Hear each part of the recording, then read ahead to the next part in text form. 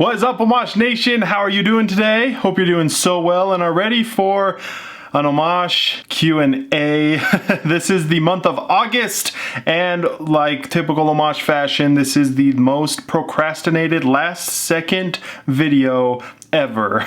I'm literally recording this on the last day of August. I asked for questions, I think 2 days ago on Instagram, and this is going up the second I get done editing. So literally probably the end of the day, and by the time you even see this, if you watch this, it probably won't even be August anymore. But Omash August Q&A. Thank you for everyone who asked me questions. I always enjoy these, and I hope you do as well. We got a bunch of good ones today, and so let's just get started. First question of the day from Josh Collects on Instagram. You can only own one signed card. Which card and who signs it? That is a great question. So many amazing artists in Pokemon. And that's not even Pokemon. Maybe I pick like Dragon Ball or whatever other anime. I'll stick to Pokemon though. I think I would have to pick my favorite artist, Ken Sugimori. He's also a really hard autograph to get. And I'd probably have him sign the famous Blange Charizard. An amazing artwork that he drew from Gym Challenge set. And I have decided that Blange Charizard from Gym Challenge is my favorite Charizard card out of all of the Charizard cards. So I think that would be it. Just so good. And you have to have an artist sign a card that they drew. Like, I wouldn't go to Tiger Woods with a Michael Jordan card, you know? So that's how I feel anyway. Great question. And on to the next one. What are your biggest 3 collection goals and biggest 3 life goals? Oh man, I don't know if I know 3 life goals. I can tell you ever since growing up, I always wanted to be a father, a good one. And so I've obviously attained part of that goal. I became a father a couple of years ago. That was my biggest goal in life. And then obviously always continuing to be the best dad that I can be. That one's ongoing. Another one was to find a career that I really love and that would provide for my family, and I have done that as well. I'm a software developer, love what I do every single day. And then big life goal number 3, this one's more material, but I've always loved Porsche, and so one day I want to own a Porsche. There you go. Collection goals, everyone knows I'm trying to get all the gold stars. That is going to be number 1. I'm also trying to get all of the hollow WotC slabbed up. I'm almost done with that one. I mean, not all of WotC, but the sets that I opened and had growing up as a kid. So basically everything before Neo. And then another collection goal. I would love to maybe one day attain at least a PSA 8 first edition Shadowless Charizard. The grail of all grails. So we'll see if those ever happen. But great question. Definitely made me think. Next question we got is fave grading company. Now, this one's actually hard because, I mean, my fast, quick answer is PSA. It's what I own the most, and I think they just do a great job, and they look great, and the value is also there with them the most. So it's kind of just a win-win-win-win-win. But I like aspects of every single grading company. BGS has an awesome case. Hopefully they don't change too much of that whenever they come out with their new case. CGC feels awesome, looks great. Wish they would change their label, but they're growing. And then a lot of these newer companies too. MNT, I like them for my Naruto slabs. RCG, I like what they're doing with their cases and their labeling, and a bunch of goodies out there, but the answer is PSA for me. Okay, I'm debating on doing a Naruto submission. Is that allowed? Now, I am not currently doing Naruto with the Middleman service. I have helped a few personal friends who are in the Naruto community just because they know all of the things when it comes to Naruto, so they basically told me everything and I just submitted it for them. But I don't know all the things Naruto, sets, years, all that good stuff, and so I don't have it open to everyone because I would spend way too much time trying to figure all that out while submitting, and it's honestly just not worth it. But maybe in the future when I am wiser in the Naruto ways. Let's see, favorite starter from each generation, man. I will preface this with I only played the first 3 generations and then the last one, Gen 8. So we have a whole slew of Pokemon that I just really don't know personally or really care about, but with those ones I can go straight off looks and stuff. But let's see, Kanto region, it used to be Bulbasaur, but as I've grown older, it is Squirtle. I love water types. I think most of my picks will be water types. Johto region, that's a tough one. Chikorita was my go-to when I was a kid, but I'm gonna say Totodile. Once again, I love Totodile and his evolution line. Gen 3, Trico Torchic, Mudkip, oh... I think that one's going to be Trico for me. I've always liked Trico. I've picked him every single time I've played Ruby, Sapphire, or Emerald. And then let's see, Gen 4, I'm going to have to like look some of these up because I don't even know the starters off the top of my head. All right. So Gen 4, Piplup, easy. Love the cute little penguin. Now Gen 5, I really don't know anything about Gen 5, but we got Tepig. It's not Oshawott, is it? It is Oshawott. And then Snivy. Probably Oshawott again. Cute little dude, and I don't really care for the other ones. Gen 6, I honestly don't know anyone who would pick anything other than Froakie just because Greninja is the freaking beast.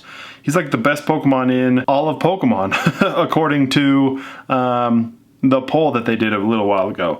Gen 7, Rowlet, easy. I love the little owl. I've always liked owls for some reason. And then Gen 8, we got to go with my boy, Grookey. I just love Grookey so much. And I enjoyed playing with him in his evolution line in the Sword and Shield game. But great question. I think we have something similar later on. Next, it's not a question, Litmonchan. I just want to say your Middleman website looks great with the cost estimator, etc. Thank you so much. I personally enjoy the website as well. It makes everything so much easier for me and you as a user of the Middleman service, and I put a lot of work into the Middleman site, so glad you like it. Thank you. Without including legendaries or god Pokemon, what would your starting 6 be? Oh man, I'm worried my starting 6 would like all be Kanto Pokemon. But let's see. It would have to be Charizard and Blastoise, just because I freaking love Charizard and Blastoise. Venusaur might even make it in there, but let's see, that's a fire and a grass. We need Tyranitar. He would be in there for sure as my rock type Pokemon, and Psychic, Alakazam for Psychic, that's for sure. He's just a freaking beast. And let's see, that's 4. How could I forget Dragonite? He's like a pseudo legendary, so maybe he wouldn't count, but Dragonite, easy. And then one more, I don't know, it'd probably have to be like Arcanine. Yeah, I freaking love Arcanine. 2 fire types. I'm sure that part of that starting 6 doesn't compete at all. I'm sure someone could destroy that party, but it's like all my favorite Pokemon that aren't legendaries or gods. So that'll be it. Next up, we got, what would your first cause of action at BGS as a website developer? So for anyone with a little backstory, I randomly applied to Beckett to see if I could get a job with them so that I could freaking just change everything they do with their website, because it's always been a disaster. I've always hated it, and I just wanted to see if they would even look at me. I applied, did not expect any sort of response because their tech stack that they use is completely different than what I use. And so it's like, why would they look at me? But I actually got an email that they wanted to do a little interview with me, and so it's looking like there is potential that I could be a Beckett employee, but I am not expecting it at all. I'm just assuming it's a no. But first thing I would do is declutter everything. Their website has way too many buttons, way too much info all the time. It looks disgusting. I would take out so much, as much as I could, and just put the things that are absolutely necessary, because it's stimulation overload. And it's absolutely terrible. That would be like the first plan of action if I were to work at Beckett. Let's see, we got CGC sell good, or is it better PSA? Currently at this market, PSA easily sells better than CGC, but CGC is growing. More people are using them, more people are liking them, so they do sell. I just don't think they are quite at the level of PSA, and don't know if they will be, but you don't know what the future is going to look like. So yeah, that's the fast answer right there. Is it better submit with PSA or BGS? That's a great question, and there's no right answer really. It really depends on what you want to do as the person who is choosing the destiny for your cards. And the answer to that is different to where if you're a collector, if you are a flipper, like in it for profits, gains, and also depending on what like card game it is. Like for example, Dragon Ball Super does a lot better with Beckett than with PSA. There will always be buyers for both, but generally speaking, the majority of the DBS community grades with Beckett, whereas Pokemon mostly is with PSA, and so it just depends on so many things. You really have to do your own research, and you have to decide what you want to do with your cards. That's generally the answer with a question like that. What is your current favorite cards in the Sword and Shield sets and why? I recently just finished watching a video from SM Pratt explaining how the Sword and Shield era is probably, if not the best series in all of Pokemon, including WotC. And he, talks for 15 minutes about why that could be the case, and he compares everything. It's an awesome video. But we just get so much variety with these Sword and Shield sets. It's amazing. Obviously, the alt arts are where it's at. Everyone loves them. No one complains about them. Everyone wants more. And so I think that is why Sword and Shield is just at another level. So it's hard to pick specific cards, but right off the top of my head, Alt Art Dragonite, that is my favorite Sword and Shield card so far. Dragonite's my boy. Obviously, I really like the Rainbow Dragonite V-Star and stuff from Pokemon Go set. This one's a little random, but I've always loved the Urshifu Alt Art cards. Urshifu isn't everyone's favorite Pokemon, but I absolutely love the artwork of the cards. So I'll say the Urshifu alt arts and my boy Dragonite. Great question. When do you think $10 PSA subs will happen, if ever? At this point, I honestly would be very surprised if it ever comes back as the standard price for a service level. I can see them doing more bonuses or like promos, like we just saw recently in July. They dropped the price to $18 a card. I could see some special like that happening where, crazy this month only or this stretch period of time, $10 per card, but I honestly do not think we will see $10 per card at PSA ever. I wouldn't be surprised if we never did anyway. Favorite pizza and sauce for crust dipping? Don't know if I completely understand that question. I am a crust eater. I love the crust. My dad hates crust. He throws away all of his crust. But my favorite pizza, easily, and this one is gonna trigger some people, pepperoni and pineapple. Oof, it's so good. I will pick it every freaking time if I can, no matter what pizza place I'm at. I just love pepperoni, and it is so much better than ham. I'm not a ham person. Canadian bacon, no. And that's usually what comes with your traditional Hawaiian pizzas. X that. Pepperoni pineapple. If you haven't tried it, try it. It's freaking good. Couple more questions, guys. Favorite Pokemon from each gen, and what are you most excited for in Gen 9? Man, again, I don't even know all the Pokemon really. Like, I feel like I know all the Pokemon, but I don't really know all the Pokemon with the generations that I didn't play personally. But I will go through them all and try and pick one. But most excited for Gen 9. Honestly, I don't have one specific thing I'm most excited for. I'm not really up to date with all the news, but I'm gonna get the game. I'm gonna play it all the way through, and hopefully it's really fun and I'm gonna enjoy it just like I enjoyed Sword and Shield. Sword and Shield was the first Pokemon game that I played since the old Pokemon Sapphire back in the day, and so I absolutely loved it. So just, it's a new generation, new game. I think just the aspect of new, a lot of news, is super exciting. So that's what I'll say about Gen 9. Then favorite Pokemon from each generation. Gen 1, Kanto, Dragonite, of course. Gen 2, Lugia, easy. Gen 3, Kyogre. For some reason, I always thought Kyogre was so cool. Let's see, Gen 4, I'm gonna have to give it to my boy Luxray. Freaking Luxray is so sweet. Gen 5, I'm gonna have to look up these Pokemon again as well. Man, Gen 5 is rough. There are like no standouts in that generation. Sorry for any Gen 5ers, but I'd probably say Zekrom. I think he looks cool, or Hydreigon. if that's how you say it. Very cool concept. Gen 6 is next. Man, another gen where it's like not that many great Pokemon. Sylveon's cool, of course. Greninja, definitely up there. But I'll say Pangoro.